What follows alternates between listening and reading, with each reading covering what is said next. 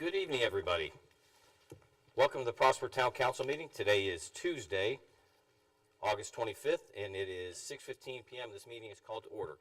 Before we do that, we're going to actually come out of our executive session that the council was in prior. And what I'm going to do is ask the Mayor Pro Tem if we have any action to take coming out of the executive session. No, sir, no action. Okay, then I'll accept a motion to adjourn the executive session. Make a motion to adjourn executive session. Seconded by Deputy Mayor Pro Tem Kern. All in favor? Motion passes unanimously. Thank you very much. So now, at this time, we'll continue with our regular council meeting. Citizens and other visitors attending town council meetings shall observe the same rules of propriety, decorum, and good conduct applicable to members of the town council. Any person making personal, impertinent, profane, or slanderous remarks, or becomes boisterous while addressing the council or attending the meeting shall be removed from the room, if so directed by the mayor or presiding officer, and that person shall be barred from further audience before the council during that session. Disruption of a public meeting could constitute a violation of Section 42.05 of the Texas Penal Code. For our roll call today, we have our Mayor Pro Tem Amy Bartley, Deputy Mayor Pro Tem Chris Kern, Councilman Charles, Councilman Andres, Councilman Ray. Our next item is our invocation, pledge of allegiance, and a pledge to the Texas flag. We will begin with Joshua Reeve of the Cause Church providing the invocation, and then we'll do our pledge of allegiance. Please stand.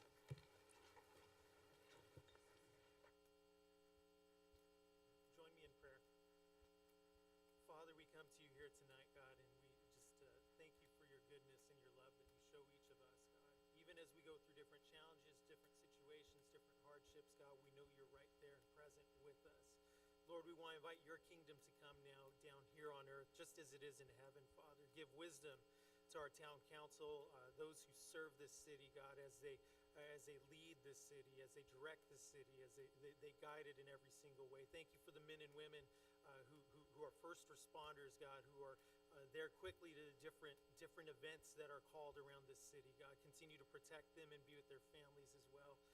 Lord, we pray for peace, God. Lord, not just locally here in our town of Prosper, God, but beyond. Lord, for the men and women we always think about who serve our nation, God, who are overseas, God, protecting, Father. We ask that your peace will be with them, God. And Lord, where there's conflicts throughout the world, Lord, we know that you can bring peace, God, a supernatural peace, even where it doesn't seem possible in the natural, God. So we thank you. We thank you for this great town that we live in, and we continue to ask for your hand to be upon it. In Jesus' name, amen.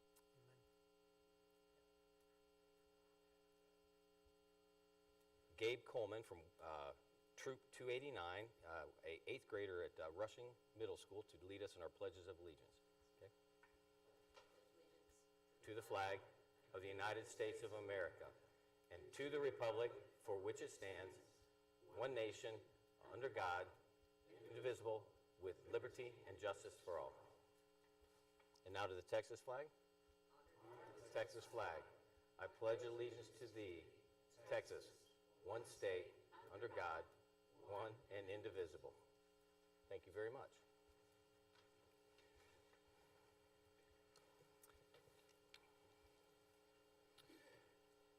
At this time, I'll ask Mayor Pro Tem Bartley to read our announcements. Join us for a public town hall meeting regarding the fiscal year 2025-2026 preliminary budget on Thursday, September 3rd at 6 p.m. in the council chambers. Town staff will provide a presentation and be available for questions. Reminder that town hall offices will be closed on Monday, September 7th for the Labor Day holiday. There will be no delays in trash services, and it will run as normally scheduled.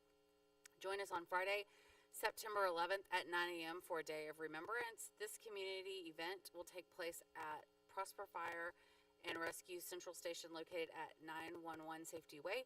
Carter Blood Care will be on site from 7:30 a.m. to 6 p.m. for anyone wishing to donate. Active adults are invited to join Mayor Bristol on Wednesday, October 14th from 11 a.m. to 1 p.m. at the LDS Church located at 970 Quit Road for a luncheon to hear about what's happening in Prosper. Reservation is requested. Learn more by visiting the special events page on the town's website. Join us on Saturday, October 17th from 4 to 8 p.m. at Frontier Park for Celebrate Prosper.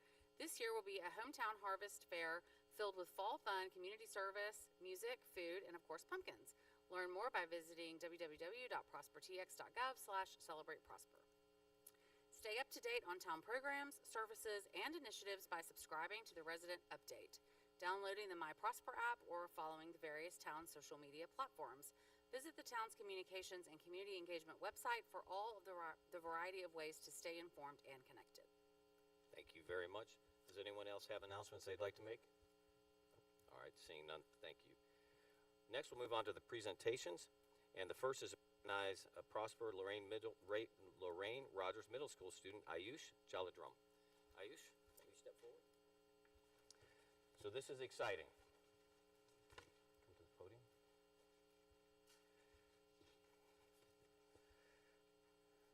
So we have, if you want to we'll turn around and face the crowd here, so you'll be on camera. I'm going to read a letter to you, and then I'll read the Certificate of Achievement. Dear Ayush, on behalf of the Prosper Town Council, it is my honor to recognize you for your outstanding achievement at the Pan Am Junior Championships 2026 for badminton, earning gold in the boys singles U13 and silver in the mixed doubles. Your dedication, perseverance, and commitment to sport have helped you stand out both in competition and in everyday life. You've worked hard to reach your goals and shown great talent, discipline, and good sportsmanship. The Prosper Town Council is proud of your accomplishment. Keep working hard, believing in yourself, and giving your best. We wish you continued success in your sport and all that you pursue in the future. And we have a Certificate of Achievement, and it's presented to you in recognition of your outstanding achievement at the Pan Am Junior Championships for badminton, earning the gold in the boys singles U13 and silver in the mixed doubles U13. Your exceptional talent, perseverance, dedication, and commitment to athletic achievement and sportsmanship bring great pride to our community. Presented the 25th day of August, 2026. Congratulations.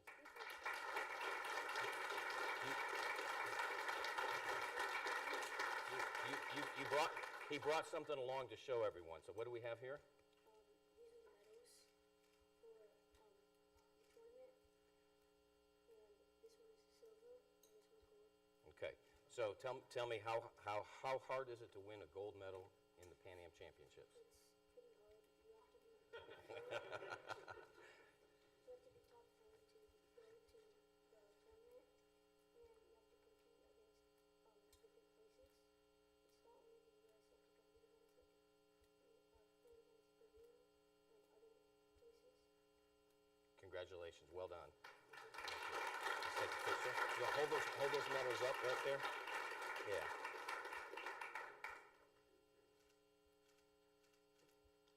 Thank you. So that means I shouldn't challenge you to a badminton game, right? Thank you very much. Congratulations. So, all right. We have our next presentation is going to be coming from Chief Blassingame. And I'll just get here and read the actual thing.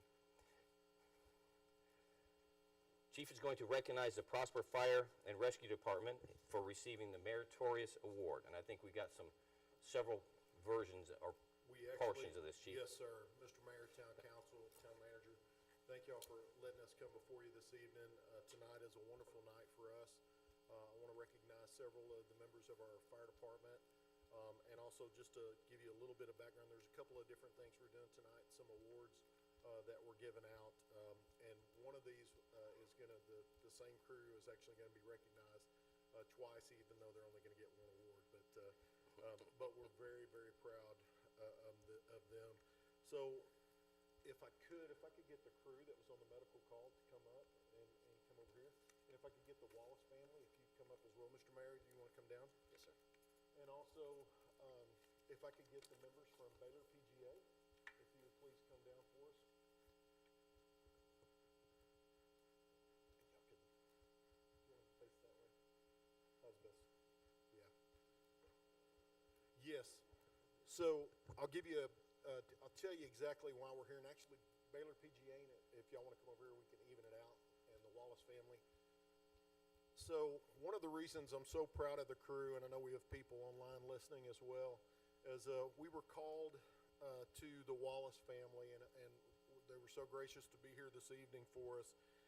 So on August the 6th, our crews were called to the Wallace residence, and Mr. Wallace was mowing his yard where he experienced some chest pain. The crews that got there immediately went to work on him. He was in a very serious arrhythmia called VTAC, which if untreated immediately will kill you. And luckily our crews recognized that.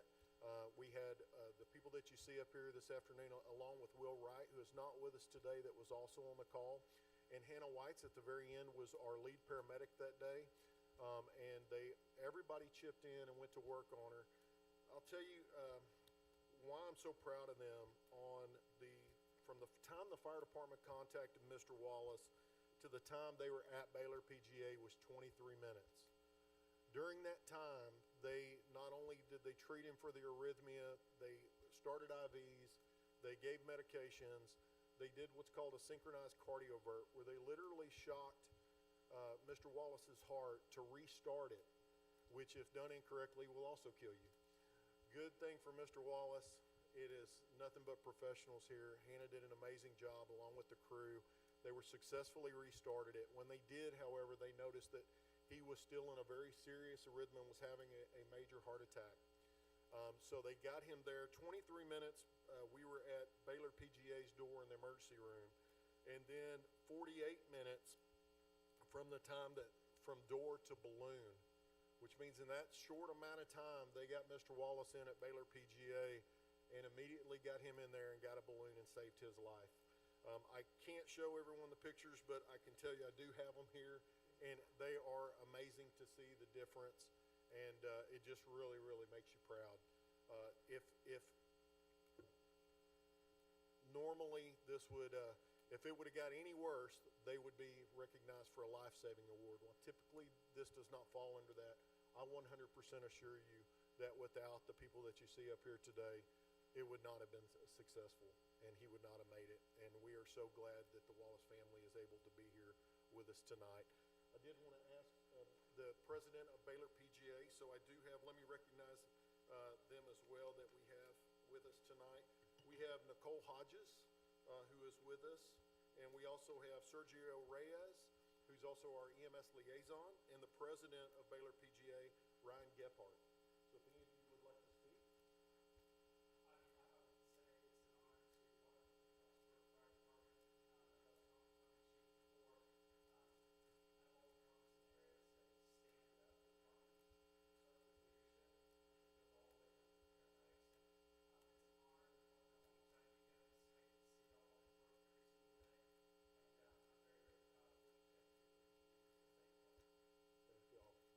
Again, it doesn't just, if we don't get them to the right facility that's got the right capabilities with the right surgeons that can go in there, we wouldn't be successful. So this is a tremendous partnership, and we're so blessed to have them right across 380 from us, just minutes away from us here in Prosper. So thank you for the partnership that we have. Thank you all. Yes.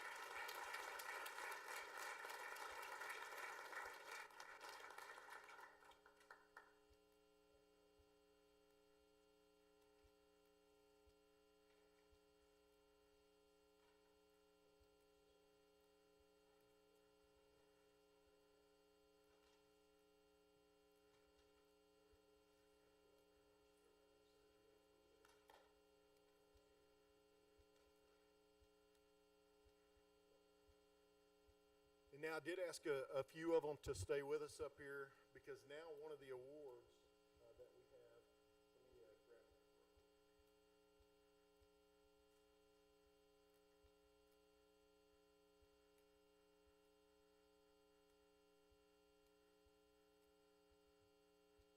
So originally how this started was what you just heard, and what a great thing that you guys did, and we're so proud of you. Another thing that we're very proud of here with Prosper Fire Rescue in the town of Prosper is the culture that we have. And that goes from the newest firefighter that we have all the way to myself. And we don't tolerate anything in between. It's got to be all the way from the top to the bottom. Chief Graham, our battalion chief that was on duty, got there. They call for him normally when something is really bad. They called for him, and by the time he got there, which wasn't very long, Mr. Wallace was already loaded up in the ambulance and was getting ready to be transported to the hospital. So Chief Graham got there, and while he was talking to the fire department crews and figuring out what was going on, they were getting ready to clear, he looked and realized that Mr. Wallace had this heart attack while he was in the middle of mowing his yard, which left a half mowed yard and his equipment still sitting out, his house still unlocked, and of course, as you can imagine, how scary of a time that was. So Chief Graham, the thing that I will tell you that fills my heart was, while this is Chief Graham, it would not have surprised me to be any of our firefighters. And that is the culture that we love so much here. Chief Graham immediately went over, checked himself, made himself available on scene, went over, got behind. Keep in mind, this is the boss of the crews. Went over, started the lawnmower, commenced to finish and mowing the yard. Cleaned up the equipment, put it up, got the house locked up. When they got home, that was one less thing they had to worry about. And for that, we have a meritorious award that we're going to give. I'll read this out to you. And actually, I'm sorry, this is the commendation award for Chief Graham. And if you'll come forward, Chief.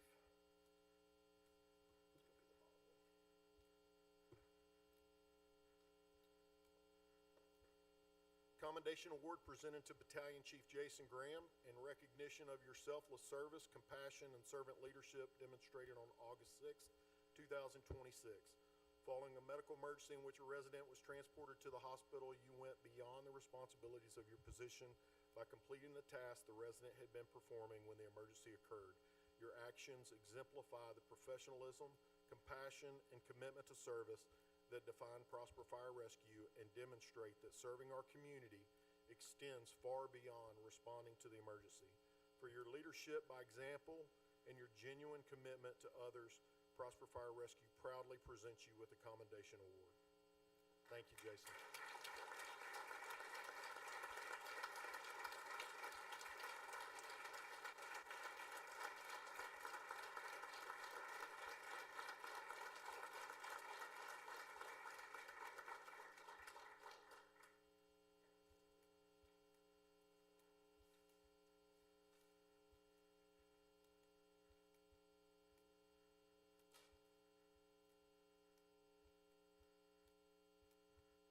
Okay, we're almost done. If I could, at this time, I need to get the following: Captain Bronson Wheeler, Driver Engineer Jacob Miller, and Firefighter EMT Joey Self.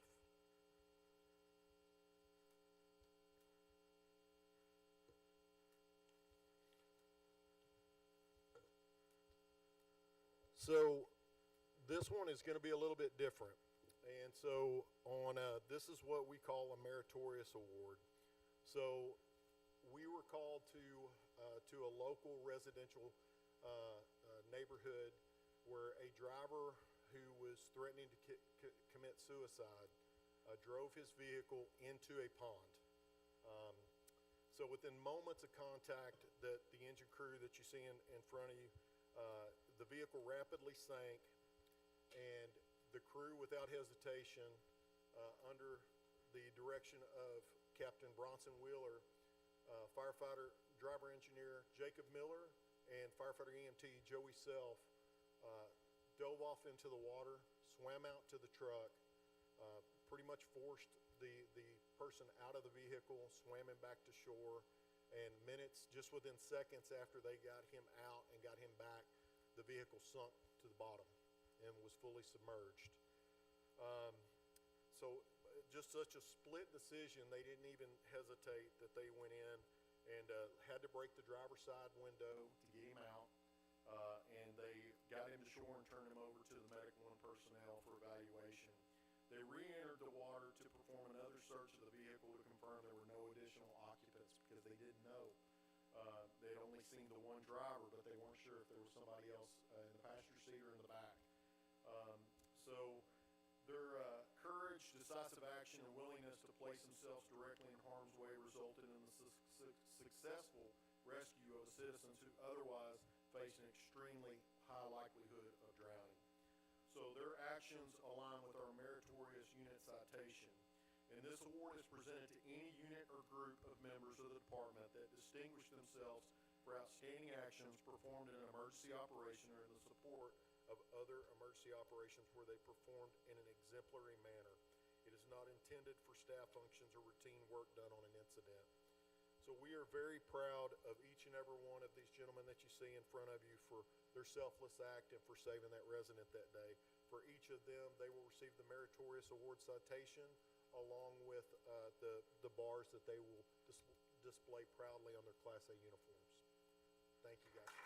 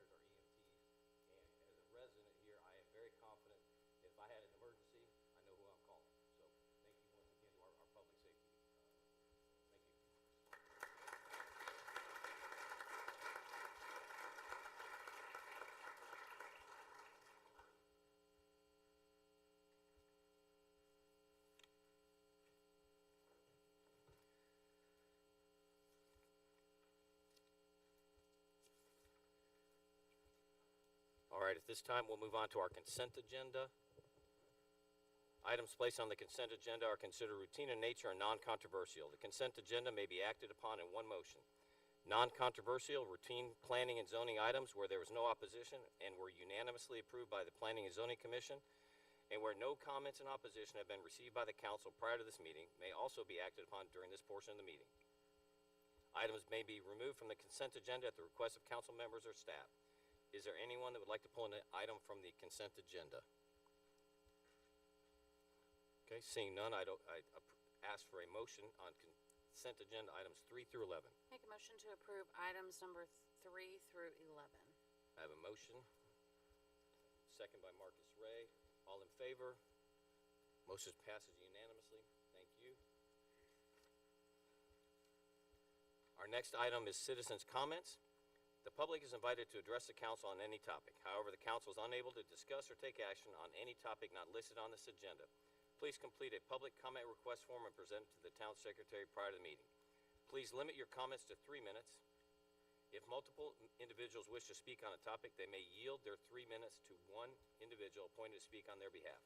All individuals yielding their time must be present at the meeting, and the appointed individual will be limited to a total of 15 minutes. I believe we do have some items briefly here. I have several people who have indicated they're watching online. We'll note that and submit the items to the town secretary. The other comments are for a specific agenda item. Is there anyone else that'd like to speak on citizens' comments? You would, all right. Come on up, Gabe. We'll get a citizens' comments form filled out when you're done, please. Go ahead. You should just do me a favor, say your name all over again, and your address.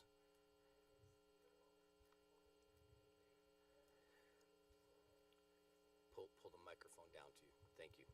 It's like that. Yeah, thank you. All right. Can I, okay. Good evening, Mayor Bristol and the members of the Town Council. My name is Gabriel Coleman, and I I'm a 14-year-old resident here in Prosper, living at 940 Thistle Road.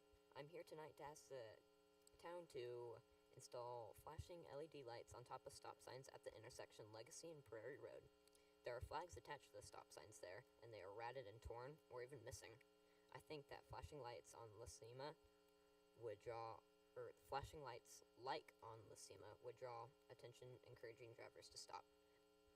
Every single day, dozens of kids and students use this intersection across the street.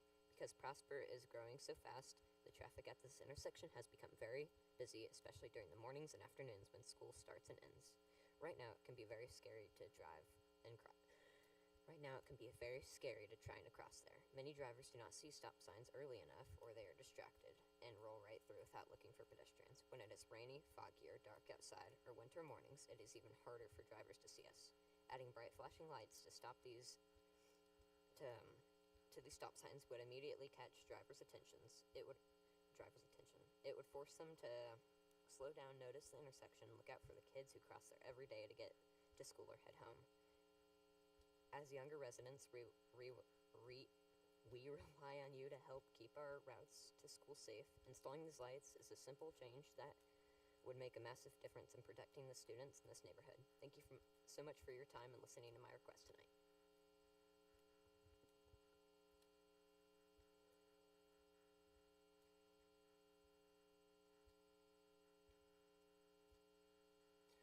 Okay, yeah, please fill out a citizens' comments form when you're done.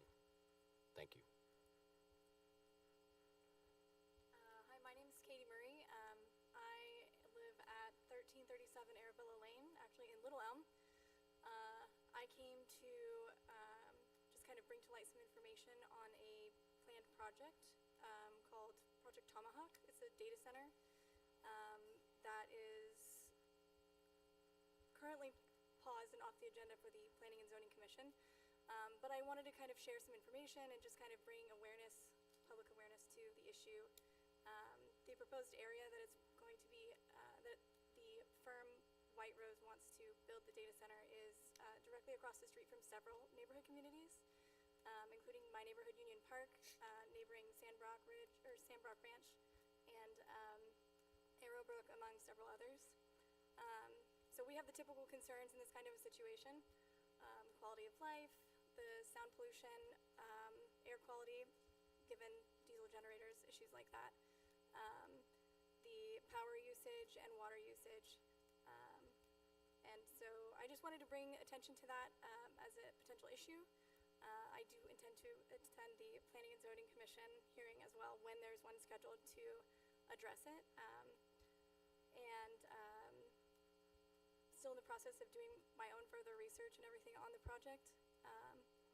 But I just wanted to make sure that everyone was aware that that is something that is in the works, and that we're asking our fellow community members in our neighboring town of Prosper for their support and collaboration to work together to kind of make sure that the rights and the quality of life and the utilities and all of those kinds of things of residents in all the surrounding areas and communities are protected. And so that's it. Thank you. As you noted, the council has not seen this, nor is it scheduled yet for our planning and zoning. Thank you. But thank you. All right, I'll note that we do have former Councilman Jeff Hodges in the audience, and I haven't seen a citizen's comment card from you, Jeff. Do you have anything? Thank you. Thank you, Jeff. All right, in that case, we will. Just real quick on the young man that made the comment. Yes, sir. In the very back of the room, our Public Works Director, Carrie Jones, is here. So at the moment that you all leave, Ms. Jones would be happy to visit with you and get your information about your request. Okay. For both of the speakers, please fill out a citizen's comment form and give it to the town secretary. For next, we'll go to our regular agenda pursuant to section 551.007 of the Texas Government Code. Individuals wishing to address the council for items listed as public hearings will be recognized when the public hearing is open. Agenda item number 12 is to conduct a public hearing and consider and act upon a request for a rezoning from Plan Development 27 to a Plan Development for cottage logistics, office warehouse, and retail uses on Edward Bradley Survey, Abstract 36, Track 5, on approximately 39.2 acres located in the northeast corner of Lovers Lane and University Drive. Mr. Hoover. Thank you, Mayor, Council. Excuse me. I am going to go through this rather quickly because the applicant is here, Taylor Mitchum, for the proposed project. He has a presentation, and there's no sense making you hear the same thing twice. So I'll go through mine to give you kind of the Cliff Notes version, and then we'll hear from Mr. Mitchum, and then obviously I'll be here to answer any questions that come up after that. As the mayor said, the purpose of this is to rezone this property to allow for 3 different tracts of land, one retail, one office warehouse, one what's called cottage logistics. This is the site, northeast corner of Lovers and University Drive. The current zoning on the tract, it's vacant, and it's part of PD 27. Surrounding residential is Willow Ridge to the north, utility substation on 380, vacant to the south, and part of the gates, Dick's Sporting Goods to the west. This is just an overlay of what the zoning looks like in the immediate area. This is the future land use plan. This is the proposed site plan. The bottom left is the retail tract 1 section. The 2 pieces in the middle are the different types of the office warehouse, and then up in the top right is the cottage logistics, which is a smaller version of the flex office space that you've seen in several locations around town. This is a little better perspective of what the different sites look like. And again, Mr. Mitchum will go through these in a lot more detail. These are what the district regulations would be for each of the 3 tracks. In most all instances, they are equal to or greater than what the current requirements are. Here, the deviation in the tract 1 is increase in the side yard setback, and then increase in the building height from 40 to 50 feet. The main reason for that is the building that is proposed to be there for now is a rooms to go. And if you've seen one rooms to go, you've probably seen them all. And in the middle, they have that little bit of a crown, so to speak, and that sticks up a little bit farther than the 40-foot max. These would be the permitted uses that would be allowed. This is the tract 2 version. This is the other 2 buildings that would be south of Richland. These are the office warehouse. Again, same things with as far as what the regulations are. In this particular case, the deviations, the front yard setback would be a little bit smaller. The setback to the thoroughfares a little bit smaller or less. And then the decrease in the building height from 100 feet down to 50 feet. These are the permitted uses that would be allowed by right. And again, this is just the continuance of those. The cottage logistics is the ones up in the top right. Again, it's a smaller version. There was a little bit more discussion excuse me, that went into these because it's on the north side of Richland and it's adjacent to the Willow Ridge subdivision. There's been a lot of interaction back and forth with the applicants and the residents of Willow Ridge. And again, Mr. Mitchum will relay those to you. You can see these are the changes, and most of these, in fact, all of these are in reverse. The setback for the front yard went from 50 feet to 30 feet because front yard is down on Richland. Purpose of that was to move the buildings closer to Richland. Same as far as the sides on the thoroughfare setbacks, and then the decrease in the building height went from 100 feet to 35 feet. These would be the permitted uses. This cottage logistics, we don't really have a definition of what cottage logistics would be in our code at this point, so this is there just to kind of highlight what the types of businesses that might entail. General regulations, this is important, excuse me, because currently all of these types of activities are currently allowed, and there are many that are in there that are not in any of the 3 districts that are being proposed. So that's a significant decrease as far as the types of uses that could be built on this site. Building materials, kind of standard through all of them, the typical 80-20 mix on the general materials that we're used to seeing. Only exception is on the secondary materials for Tract 1, and that again is the rooms to go. And again, as I said, and I didn't mean it derogatorily, but again, if you've seen one rooms to go, you've seen them all. It's pretty consistent. That's part of their design is the purpose is so they're recognizable when you see them. And this is just compensates for what their building material is. And here's the look. Like I said, you've probably seen them. These are what the Tract 2 buildings would look like. And then landscaping perimeters are increased in either the same or increased in all instances. This is what the landscape plan looks like. The area in the middle.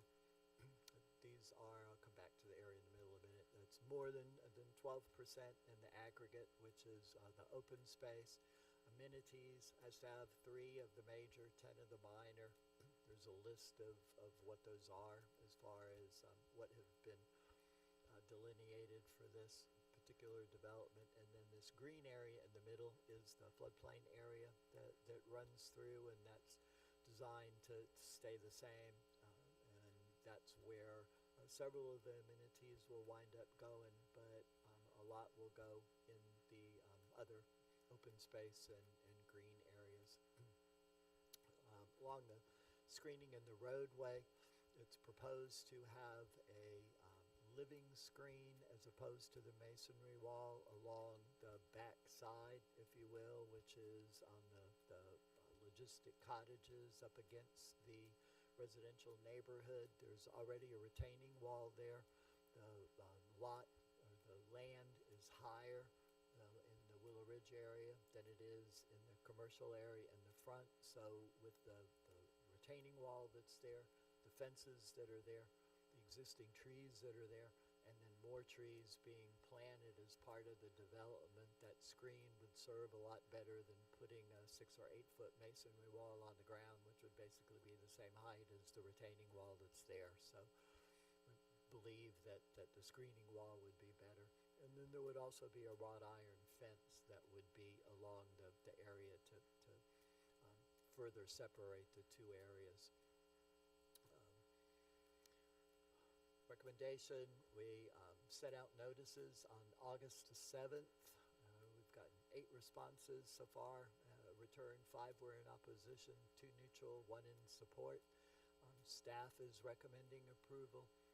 Planning and zoning's recommendation was approval.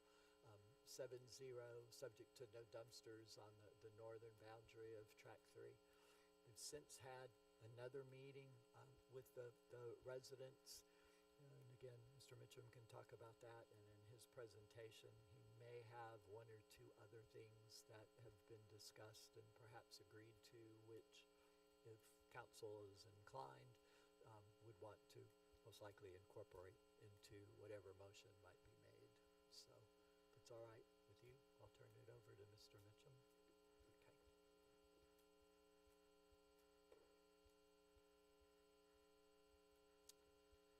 Thank you, Council. I'm Taylor Mitchum with Creation Equity. We're the development group that's behind the project right now. I'm at 1280 East Levy Street in Dallas. I'll try and go through most of this as quickly as possible, at least some of the areas that Mr. Hoover hit. I I don't think I have a time limit, correct? Okay, great. 2 minutes. I'm gonna have to go real fast then, real fast. This is the team. Again, we're with Creation. We're a real estate development company. We do all sorts of different uses. LG Design Build is our sister company. It does architecture and construction. Important because we have a lot of pride in what we design. We design a little bit different product. We'll look at some of that, and hopefully the takeaways are some of those different features. Kimley Horn is our civil engineering and landscape architecture partner. They've done a lot in the city of Prosper, including Gates of Prosper directly to the projects west. So I think you'll see some of the similarities between the two projects and what's important to the town of Prosper. And then Rooms to Go is our anchor tenant that's up on the front part of the project. They'll be building a 45,000 square foot furniture showroom and kind of leading the project, a very good complementary use for the rest of the project. This is the location. I think we've hit this. We're east of Dallas North Tollway, just east of Lovers Lane, on 380 at that corner of 380 and Lovers Lane. This is our concept plan. I want to just point out a couple things real quick. The red lines that you see on the screen are actually the borders of the original tracks that were a part of PD 27. What we tried to do when we first identified this property was design around those tracks. At this point, not sure how important that may have been, but what we were trying to do is keep what maybe was already known or what was already somewhat acceptable or what might be a little bit more comfortable. We then tried to follow some of the uses that were allowed within each of those tracts, specifically the commercial corridor tract and then the retail corridor tract, and then remove a heavy amount of the uses that were within those tracts. So there was some thought process that went into the design of the plan and tried to keep those uses as similar as possible while removing the ones that are just not necessary at all. There's also some features of the site that made it pretty difficult to design around, including the Richland Boulevard right-of-way that goes from the northwest up at Lovers Lane down to our southeast and connects over to La Cima. Will improve that right-of-way and include some really cool hike and bike trails and landscaping features. And then there's a U.S. wetland stream that runs right through the middle of the site that connects from Willow Ridge to the north down to the south under 380. So did our best to abide by some of the natural constraints of the site and include those in some of the open space and the community aspects of the project.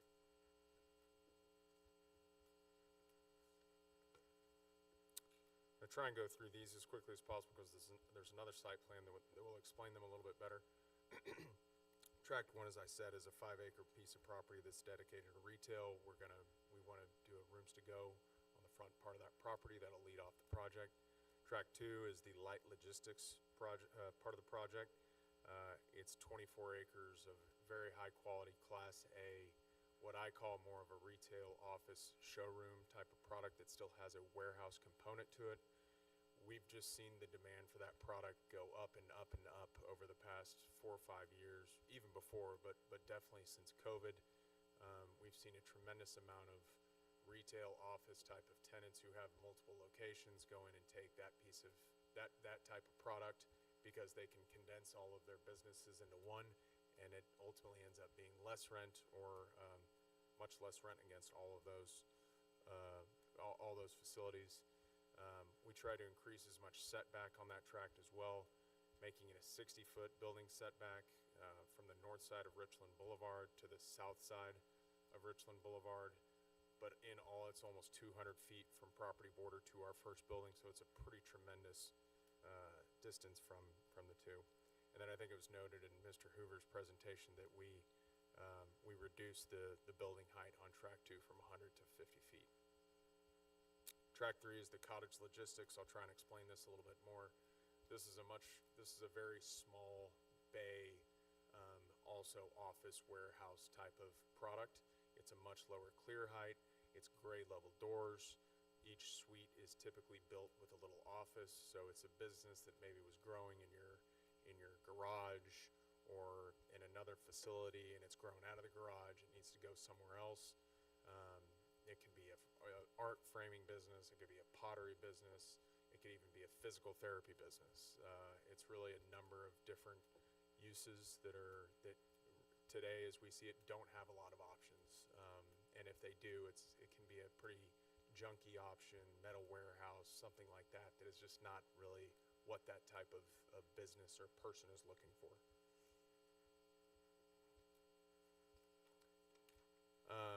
This was hit a little bit by Mr. Hoover as well, but open space was very important to us. We've kept the 12% open space throughout the site. We've incorporated some of the natural features of the site, including the U.S. wetland stream that moves through the site. We've kept a 10-foot natural buffer on that north side, which we thought would be very important to the residents on that north side. If you've driven over there, there's some pretty tall trees, very mature trees. They look nice. They can be thin in the winter, but overall it just adds another buffer that doesn't come when a new project comes. So did our best to keep those, and I think it'll be a nice feature of the property. The amenities throughout the project have been important, and we've listened to city staff on that. That's 3 major amenities, including a trail, shade structures, dog parks, hike and bike trail throughout the property, and then 10 minor amenities, including benches, tables, bike racks. We spoke with the neighbors next door. I don't think they have a ton of interest in using these areas, but it is open for those who would like to use it. And then, like I said, trying to preserve that natural stream that moves through the site, I think will ultimately end up being a cool feature of the whole property. And then Richland Boulevard is, it's a big undertaking. It's almost 4 acres of the project, but at the end of the day, it's a 4-lane road, sidewalks on both sides. It will create another, connector between Lovers Lane and Preston Road over to La Cima. We've heard that, there's been a lot of interest in getting over to the retail at off of Preston much easier than going down to 380 and going around at this point. So we think it'll be a nice feature for the property, and also keep some of the traffic off at 380, which may help as well. I'm going to skip these 2 and then come back to them so we can hit this site plan, because this site plan and some of the 11 items here is really what we've focused on over the past, I believe, 4 to 6 weeks now through planning and zoning, and then our meetings with the neighbors.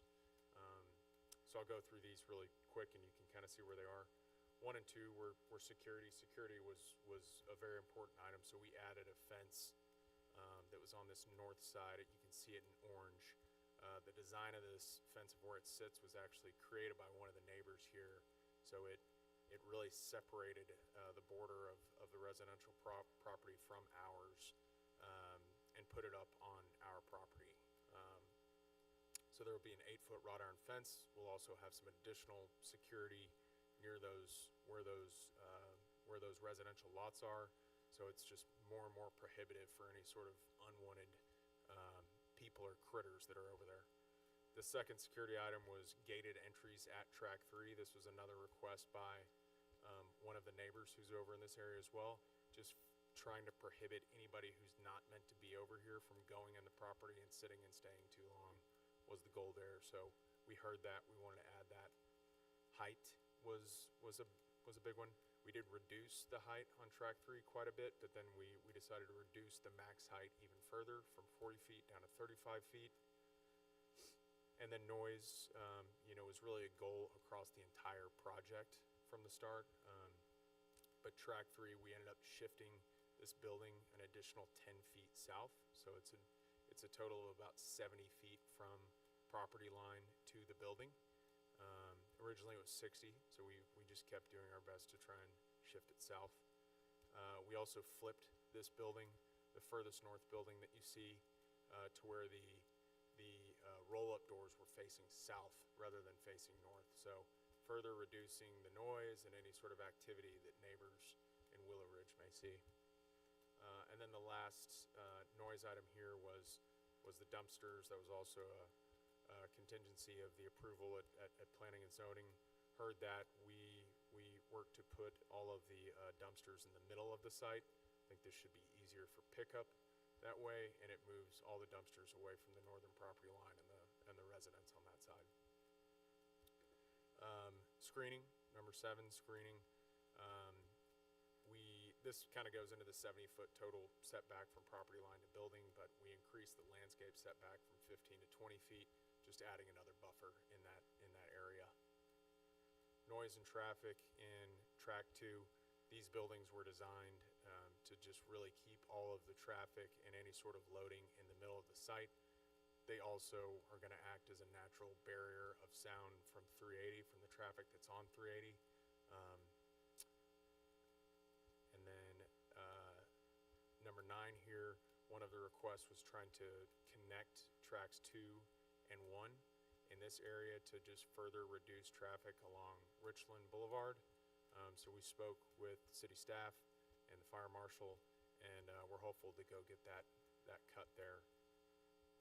10 was another request by the neighbors, as well as a recommendation by city staff, adding a hooded left out of the site here to reduce egress that would go north on Lovers or go on Richland Boulevard, to try and keep everybody moving back down to 380 once they're already on the property. And then number 11 was some work that Rooms to Go did on their architecture and design and aesthetic with city staff, just to make sure we're abiding by the primary and secondary materials.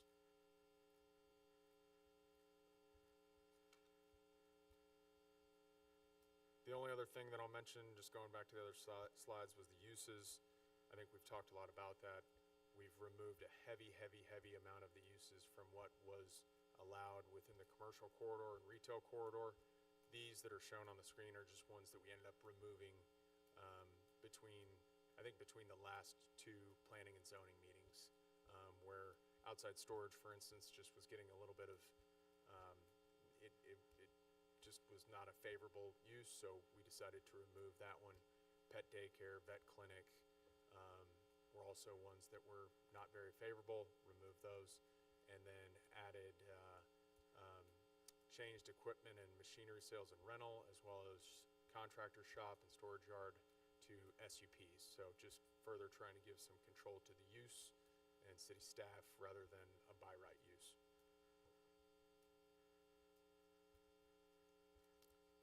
I'll try and run through these pretty quick. This is just an exhibit showing where some of the controlled access points of 380 were. All of the red along 380 is the no access areas currently shown on the TxDOT plans. We're showing the only access point that we have into the retail tract in green. Our goal will be to go get another access point into the property, but it will require a variance with TxDOT, so we didn't want to show any of that this early. This is some elevations of Rooms to Go. This is an elevation of the product that's on track 2. Takeaway here hopefully is just a little bit higher end design than you would normally see, a little bit more glass, Texas limestone, similar color scheme to what is over at Gates of Prosper. Added a little flair with the orange. Maybe it's a little silly, but just something a little bit different than you see. This is more of what we try to do when we design what can typically be a more boring product type. This is designed in a manner to go capture those tenants that I mentioned, retail, office, showroom tenants, that still need some of those other components. This is the same building, but what you'll see is just multiple storefronts, again, meant to accommodate a showroom type of tenant. We want to be able to split these buildings multiple times. So each building is 100,000 feet, but we're going to design them in a manner that they can be split to 6 different tenants. So these are smaller tenants than I think what most people are used to seeing. I think many times we think about what's over at the Blue Star property in Frisco. That is not what we're trying to do here. Those are large projects with heavy traffic. These are meant to accommodate more home furnishings type of uses, showroom, I keep saying it, retail showroom type of uses that still have a warehouse and a storage component. This is just a visibility exhibit for track 2. Really the takeaway here is as you sit in your backyard up in Willow Ridge and look back through the landscaping and the distance, your visibility of the building itself should be limited at best, if nothing at all. This is the rendering of the product type that's on track 3. Again, kind of similar type of setup, roll-up doors, shorter buildings, Texas stone or brick, something that looks nice, attracts those businesses that are growing, or an office business that's growing. This is the same visibility exhibit for that track, for track 3, that we just looked at for track 2. Again, goal was to limit the visibility or take it down to 0 if we can. This is a lighting exhibit. Takeaway here is, the focus of light is in the red and green areas. As you get into the blue, that's where the readings drop to 0, and it's well short of the property line. And then you see down at the bottom left here, this is the type of lighting fixture that we would use. It's a hooded wall pack, so it's focusing all the light down, not up towards the residential in any way. These are a couple letters of support. That's it. I'm happy to answer any questions. All right, thank you very much.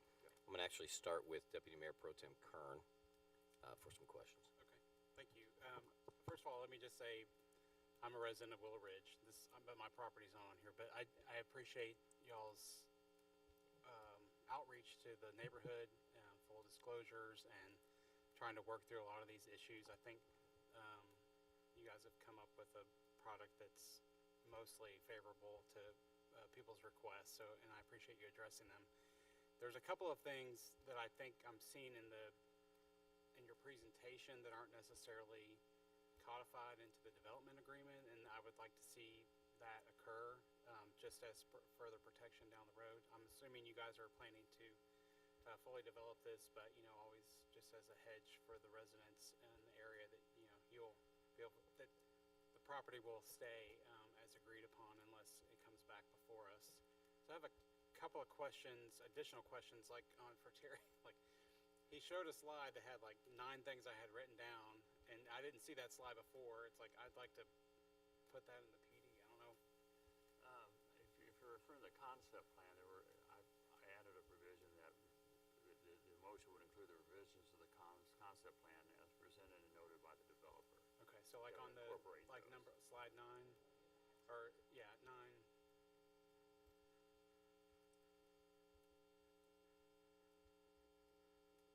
Or I think it's, yeah, this one. So that would, Is that what you're that would talking be about? covered there? All these things. Yeah. Yes, yeah. That one's actually in their presentation. It's not part of ours, so That's I was the- gonna that's the ask point. if we could include this in ours. Yes, sir. Okay, so that's covered in that motion. Okay, took away a lot of my questions there.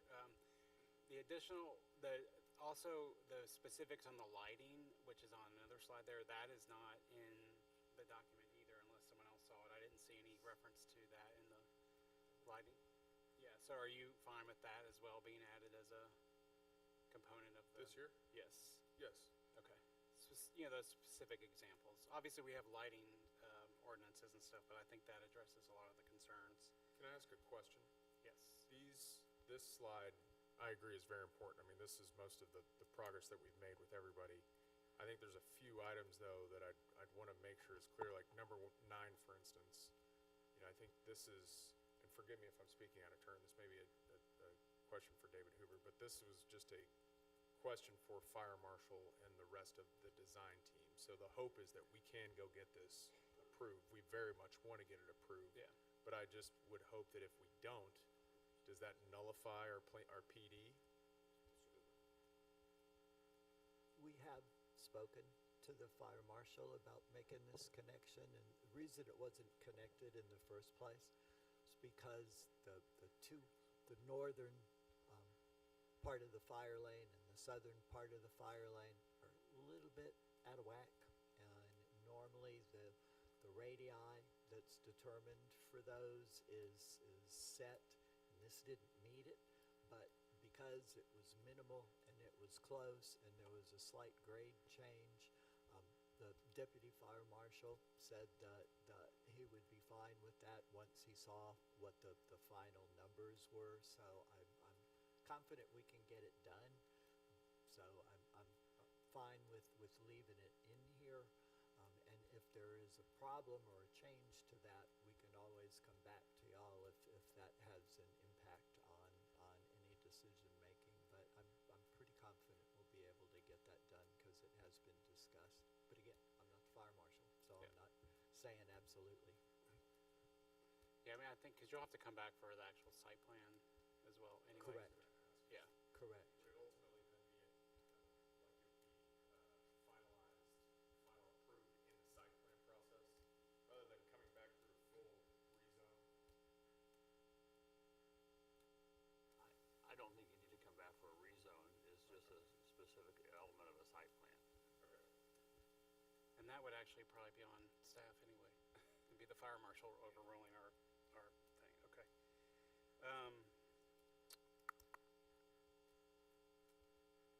I think that the other thing, is, in regards to specifically in the PD, there's, mention of the berming, and, I think the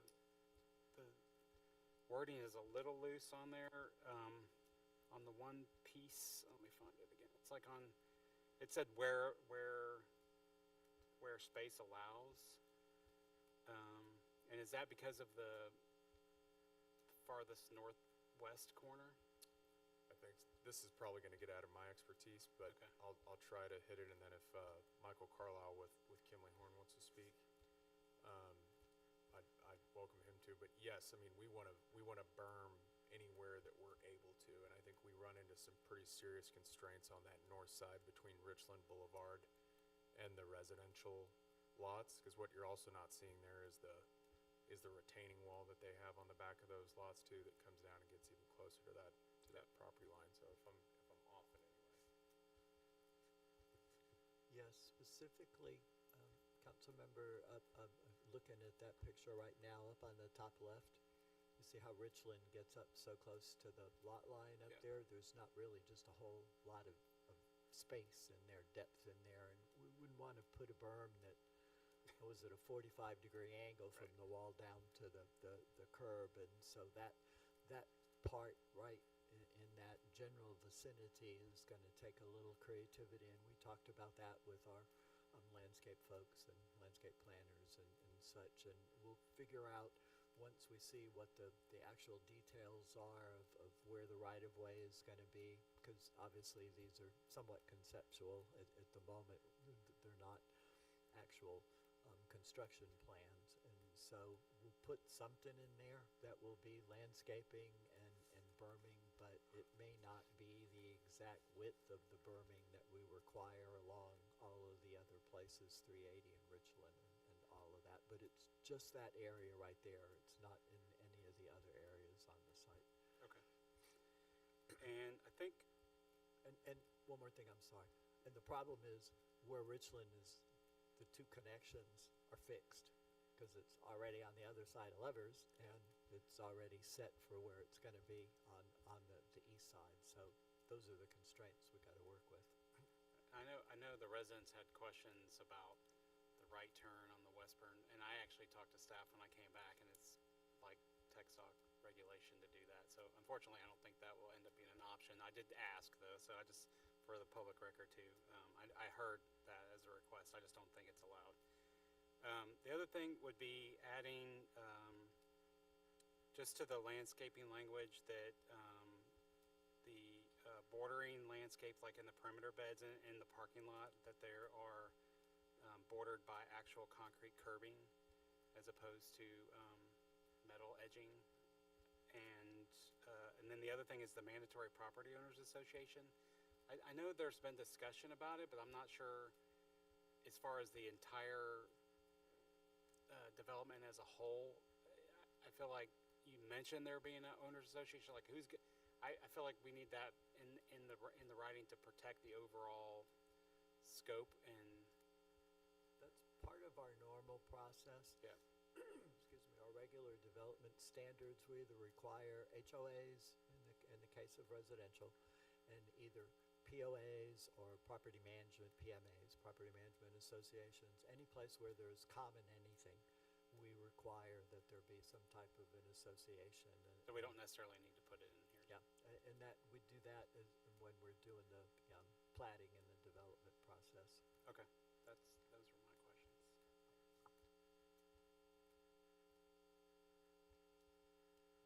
Okay, then, well,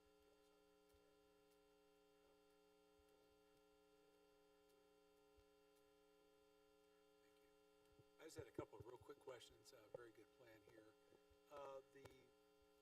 So for the junior distribution center here, number 8, where number 8 is, those doors are facing inward. Is that correct? So that any movement of freight, anything like that, is all going to take place in that court.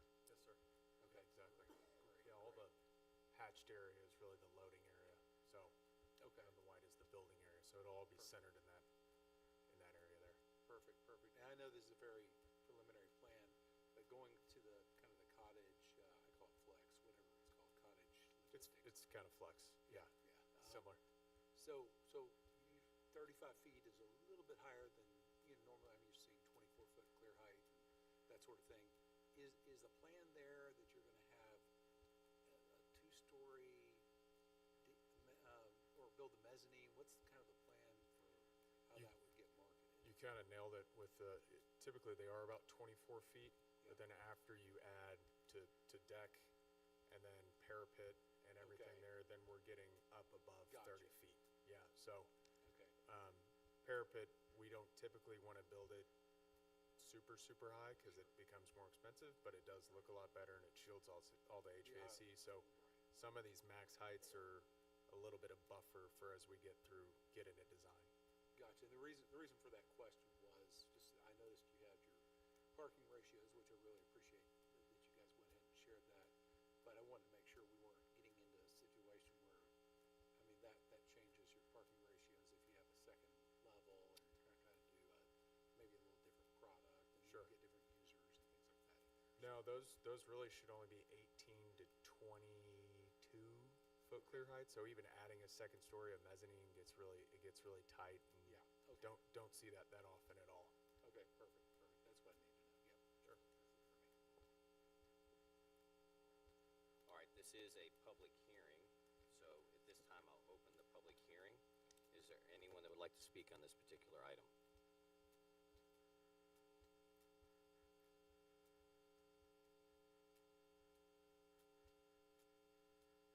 Hello.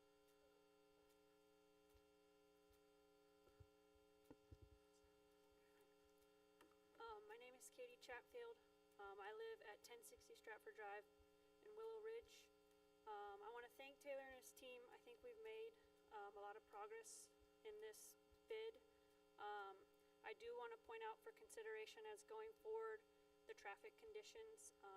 When we moved to this, we thought we were going to have more 9-to-5 offices and medical offices behind us and not a lot of truck traffic on the road behind us.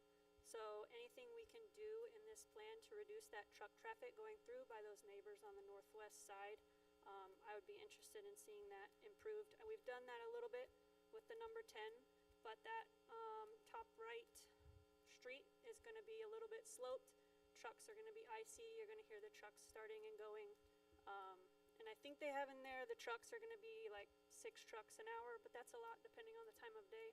So I'd still like to see if we could do something about that. And then I know we talked about just a second ago putting the lighting in for the buildings. I don't know if we have anything we can do for putting the lighting in for the road. I know on Lovers, a lot of the residents complain about the lights right now. So if we could put some hooded lights on the road, that would be nice. And sorry, Taylor, that didn't come up before exactly. But overall, I think we've made a lot of progress in this plan.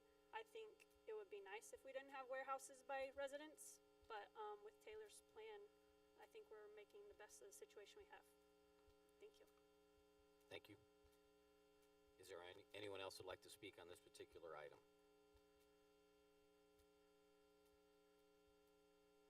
All right, right, seeing none, I'm going to close the public hearing. Council discussion points. I'll lead with Deputy Mayor Pro Tem Kern.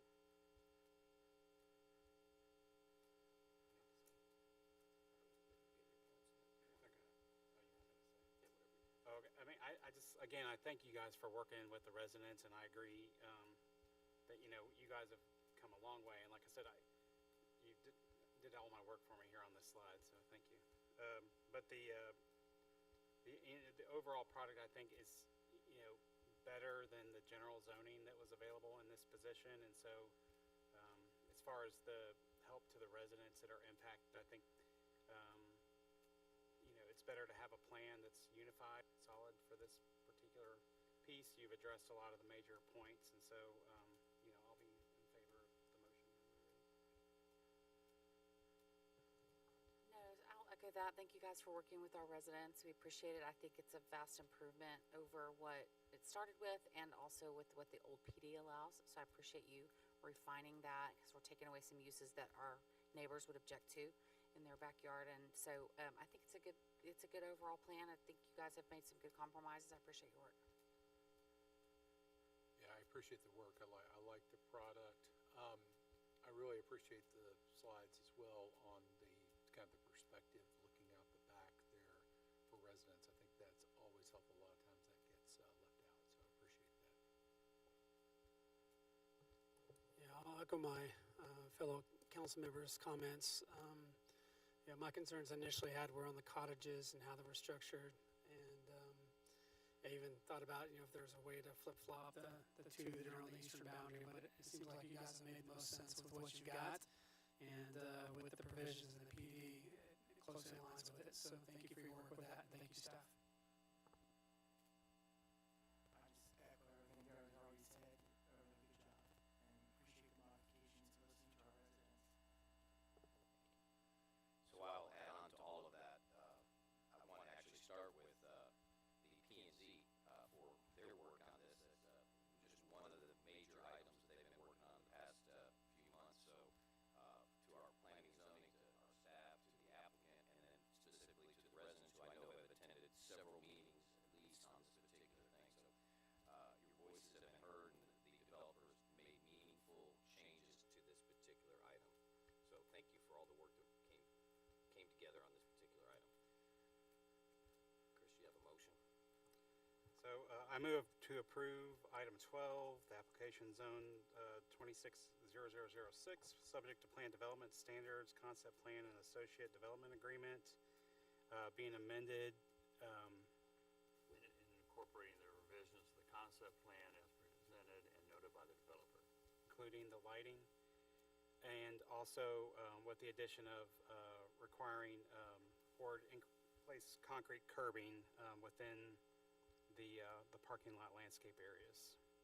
So there's three things there. The three things are page 9, the lighting, and the curbing. Yep. Okay. We have a motion. We have a second by Amy Bartley. All in favor? Motion passes unanimously. Thank you very much. Our next agenda item is agenda item number 13, to discuss and consider town council subcommittee reports. Ray, Finance Committee. Yeah, so in the recent Finance Committee, we had a presentation by Chief Brown and a review of, it's on. Yep, it's on. And just, you know, recommendations and next steps, and so I think the Finance Committee was in support, and that's the update we've got. All right, thank you. CEC and Downtown Committee did not meet. Yeah. Anybody? I think Chris, you participated in this shred. Want to talk about that? I was there, so, and Mr. Hoover can say, but they had multiple days of examining potential design for the smaller areas of downtown. Anything you want to add, Mr. Hoover? I was just going to say that the committee, members of the committee were there on Tuesday, Wednesday, and Thursday of last week, where we had the consultants, Olson, conducting a charrette. About half the days they were doing work, very similar. I think most of you were involved in one point or another with the monumentation process in the charrette. It was very similar, a little bit longer, had a little bit more people. We had on Tuesday, Wednesday, Thursday. On Wednesday, we had sent out notices to about 100 property owner and business owners, inviting them to come and make comments and see what was going on. Had about maybe 20 of the 100 that showed up, which is frankly more than I thought we'd get, so that was good. And I think it went very well, and we should get something back from the consultants, kind of a compilation of all the information that was collected, designed, and put together in probably a month, at which time we will get the council back involved in that process as well. But I think it went very well. Thank you, Mr. Hoover. All right, next item is to possibly direct town staff to schedule topics for discussion at a future meeting. Does any council member have anything they'd like brought forward? I did have a reach out from a citizen about, and it's more of an observation, a concern at Prosper Trail and Coit. They cut over there, and they may have reached out to the team, but it's just a concern with the switch over and on Coit. So just if we can monitor that, as we've got a lot more traffic with school starting, just to make sure that we've got the right signage. And the concern was that people wouldn't pay attention and we might have more accidents. So I'm just calling out the caution. I drove it myself today. It's fairly well. Okay. There's lots of cones the whole way, so yeah. But you noted. Thank you, Mark. Yes. Thank you.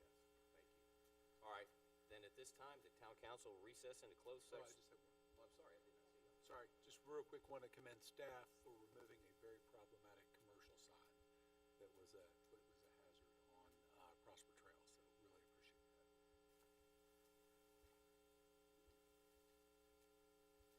Oh, yes, yeah. Yes, they did that quickly.